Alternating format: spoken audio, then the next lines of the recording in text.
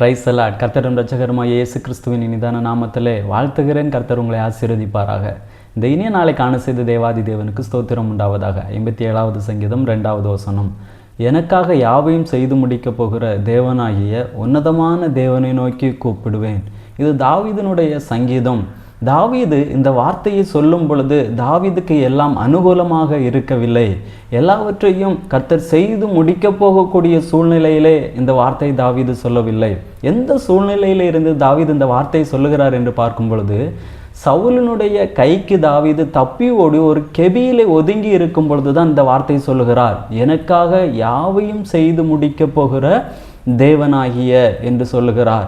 அப்போ தாவீதினுடைய நம்பிக்கை என்னவென்று பார்க்கும் பொழுது, என்னுடைய சூழ்நிலை எப்படி வேண்டுமானாலும் இருக்கட்டும், ஆனால் எனக்காக எல்லாவற்றையும் செய்து முடிக்கக்கூடிய ஒரு தேவன் இருக்கிறார் என்பதுதான் தாவீதினுடைய விசுவாசம். இங்கே தாவீது 1வது வசனத்திலே சொல்லுகிறார், விக்கினங்கள் கடந்து போகும் மட்டும் உமது செட்டைகளின் நிழலிலே வந்து அடைவேன்.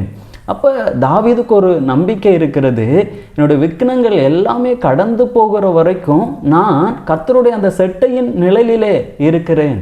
அப்படி இருக்கும் பொழுது எனக்கு ஒரு தீங்கும் வராது. எனக்காக கர்த்தர் யாவற்றையும் செய்து முடிப்பார் என்பதுதான் தாவீதினுடைய நம்பிக்கை. நம்முடைய வாழ்க்கையிலும் அதே போல தான் தாவீது நம்பி இருக்கிறது போல நம்முடைய சூழ்நிலையை நாம் பார்க்காமல் அந்த சூழ்நிலையிலே நம்மோடு இருக்கக்கூடிய கர்த்தரை நம்பி எனக்காக யாவையும் செய்து முடிக்கக்கூடிய ஒரு தேவன் என்னோடு கூட இருக்கிறார் என்கிற ஒரு விசுவாசத்தோடு நாம் அதை அறிக்கையிடும் பொழுது நம்முடைய சூழ்நிலை எப்படி இருந்தாலும் சரி, அந்த சூழ்நிலை மத்தியிலே கர்த்தர் நமக்காக யாவையும் செய்து முடிப்பார். ஜெபிக்கலாமா? நல்ல தகப்பனே, உம்மை நன்றியோடு உம்மை துதிக்கிறோம், உம்மை ஸ்தோத்தரிக்கிறோம். அப்பா, எங்களுக்காக யாவையும் செய்து முடிக்கக்கூடிய ஒரு கர்த்தர் இருக்கிறார் என்று நாங்கள் விசுவாசத்தோடு கடந்து போக கர்த்தர் எங்களுக்கு உதவி செய்வீராக. எங்களுடைய சூழ்நிலையை பார்க்காமல் அந்த சூழ்நிலையிலே எங்களோடு இருக்கக்கூடிய உம்மை விசுவாசித்து நடக்க, அதை அறிக்கையிட கர்த்தர் எங்களுக்கு உதவி செய்யும். உம்முடைய நாமத்தை மகிமைப்படுத்தும். இயேசுவின் நாமத்தில் பிதாவே, ஆமேன். God bless you.